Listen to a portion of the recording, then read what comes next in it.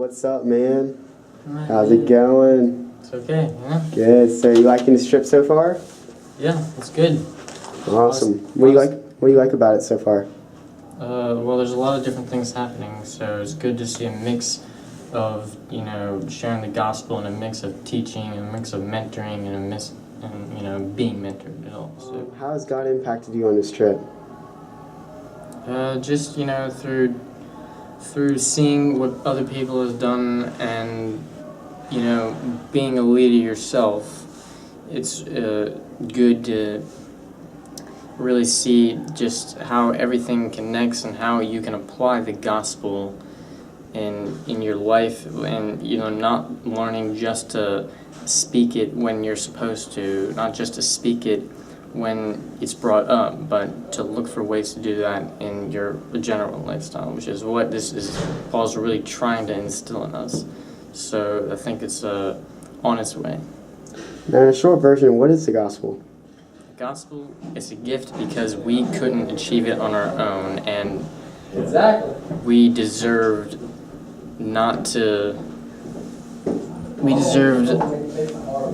so much worse things than we have.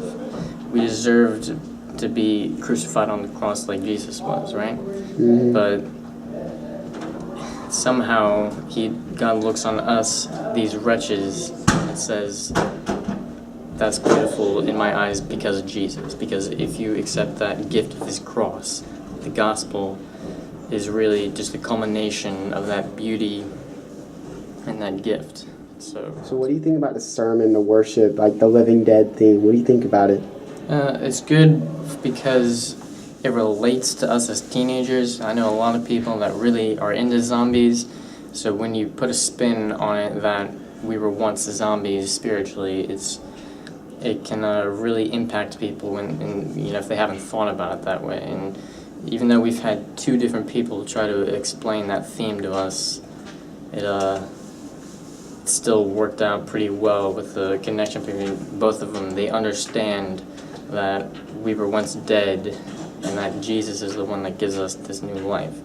And it's they really plug into they use examples and their own testimonies to really instill that in us and impart knowledge on us. So it's good. Well, if you were to see this video in 20 years, what is one thing you want to remember about this trip?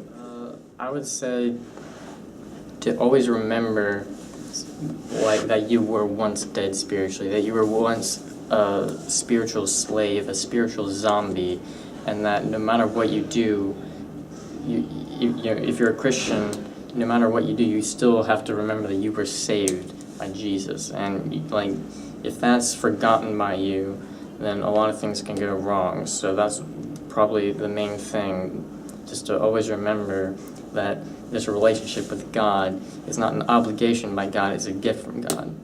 So, Jade, how's it going today? It's going good, It's going good? Awesome. What have you felt like God's done with you on this trip? I just really felt like he's opened my eyes to just a lot of perspectives, especially with the elderly people, and they're really not different from us, and they want to be heard, they want to be loved. So. What side are you at? I'm Helping Hands. Helping Hands? Awesome. What do you like about it? I love how open they are. They're just, even when I walk into the rooms that I'm not working at, they're like, hi. So just to get that kind of welcoming and love is great. What's one thing you really like about this trip so far? I really like all the bonds that I'm forming with other people because I really didn't know anybody in my group, and now I know every person, and we all talk and we're all friends. So that's awesome. Great. And we've been here since Sunday, and we've gone through Friday, so it's Thursday night, so we're at the close. So I'm actually really, really sad. Yeah, same. I didn't think I'd be so sad to leave. But. Yeah. If you were to see this video 20 years from now, what's one thing you would want to remember about this trip? I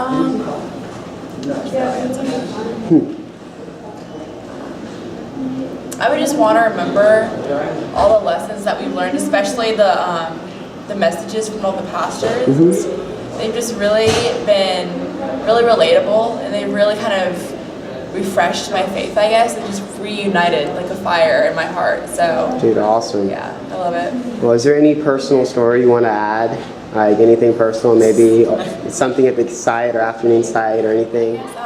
We were handing out water bottles, and Paul was with us, and we went to this bus stop where we saw a bunch of people, and we met this guy named Alan, and I hope you like your we popcorn. met this guy Alan, and he started talking to Paul about how he and his wife are homeless and he needs money for a hotel. And there were a couple of people in our group who were saying like, oh, he's probably faking it, whatever. But Paul gave him the money and he seemed really, really grateful. So that was just awesome to have that kind of faith in someone and just to trust that, you know, even if just trust they're using it for the right reasons, and even if they're not, that's a great example of what Christians should do. So how do you feel God's impacted you on this trip? Well, there's this guy that I met that did 22 years for murder, and his name was Jesus, and he shared his story with me today. Growing up, he just was a rebel, and he got busted for his first crime at like 13 or 14, and from there on just kept doing small crimes until eventually he got caught in a quarrel with somebody and shot him 3 times in the heart and 2 times in the gut. And they could never, they couldn't find proof against him, but there was a witness saying that he was ready to testify against him.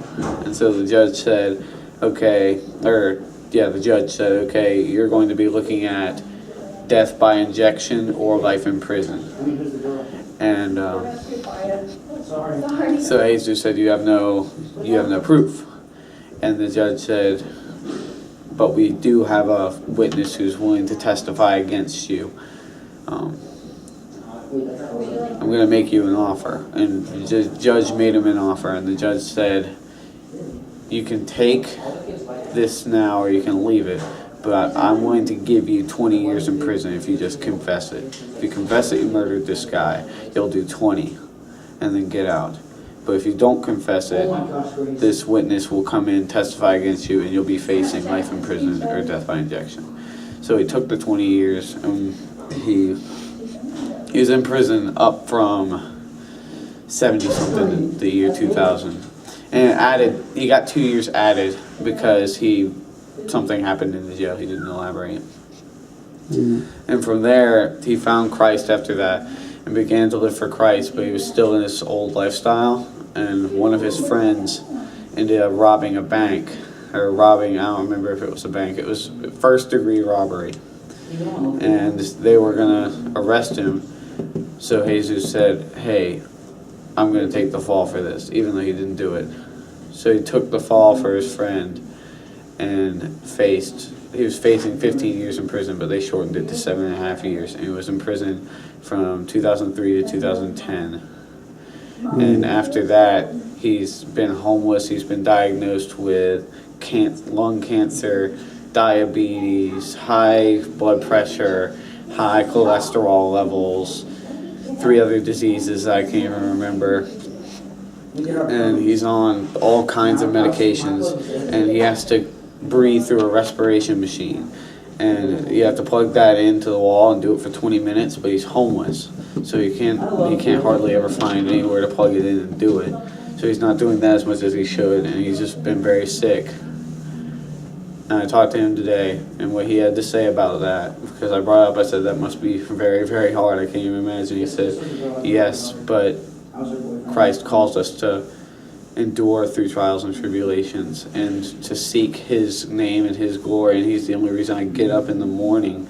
Like, I could be dead right now. I should be dead right now, but I'm not because of Christ. And so I will endure through this, and I will overcome it eventually, even if it means I die. And I was just in shock. Like, it blew me away to hear that and to see that. In 20 years, what is one thing you want to remember about this trip? I want to remember that I've been blessed to be who I am, and blessed even to be able to get up in the morning, and blessed to be able to breathe. And I take it for granted so much, and I hope that I remember the sacrifice that Christ made on the cross and how that is worth going through suffering, and it's worth going through these trials. And I see all these people around me who are suffering far worse than I am, and they're finding joy in Christ.